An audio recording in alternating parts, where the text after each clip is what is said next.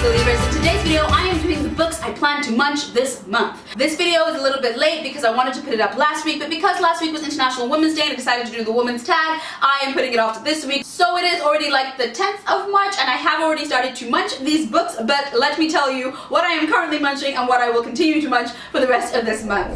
The first book that I am munching and one that I have almost devoured is Harry Potter and the Philosopher's Stone. This is my first reread ever because, as you guys know, it takes me a while to read a book, and so I never really had the time to go back and read a book. No matter how much I loved it, I was just like, but there's so many other books that I need to experience, that I need to read, and I don't know whenever I'm gonna get the chance to go back and read something that I've already read. So I've just been making do with the movies for like the past 15 years or something. But then finally at Christmas, my friend got me this version of Harry Potter and the Philosopher's Stone, which is the beautiful illustrated version.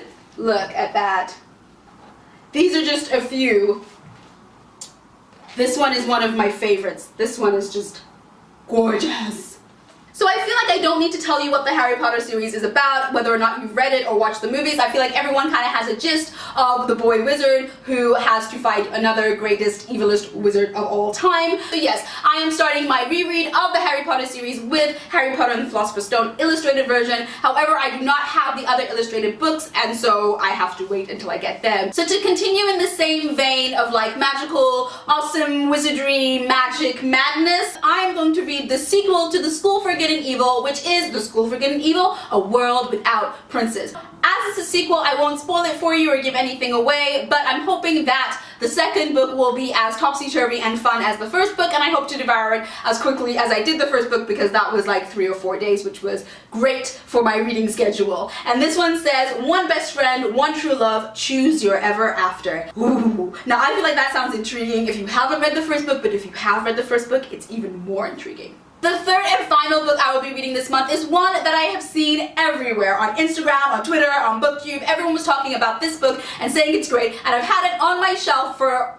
2 years or almost 2 years, if not 2 years. I've had it for almost 2 years. So finally I'm going to read it, and that is Caraval by Stephanie Garber. So to be honest, I don't know much about this book, but I've seen it everywhere, and so I saw it in the shop and picked it up and put it in my basket and said that I was going to read it. Caraval, from what I understand, is a game that is not a game, but let me just check the blurb so I can tell you.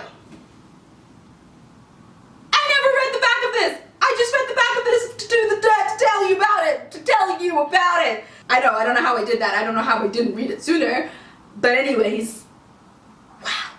I can't believe I bought it and didn't read the back. I thought I'd read the back, but I didn't read the back. From what I now understand from the blurb is that it's about two sisters, Scarlett and Tella, and they have a pretty cruel father, and there is an invitation to Caraval, which kind of makes me think of like, you know, where you're attributed to Hunger Games. I'm not sure, but yes, there is an invitation to Caraval, and Caraval is like a performance where the audience gets involved and you're invited to like be a part of this performance. And basically in this year's episode of Caraval, or whatever it is, Scarlett's sister Tella is kidnapped and becomes the aim of the game, which is to rescue her, but something happens along the way and Scarlett discovers lots of things, and there's something with heartbreak I'm getting, and she has 5 days to rescue her sister, or her sister will be gone forever. But it seems like there's lots of other interacting factors and awesome magicness, so I'm looking really forward to reading this, even more so than I was before, because now I know what it's about.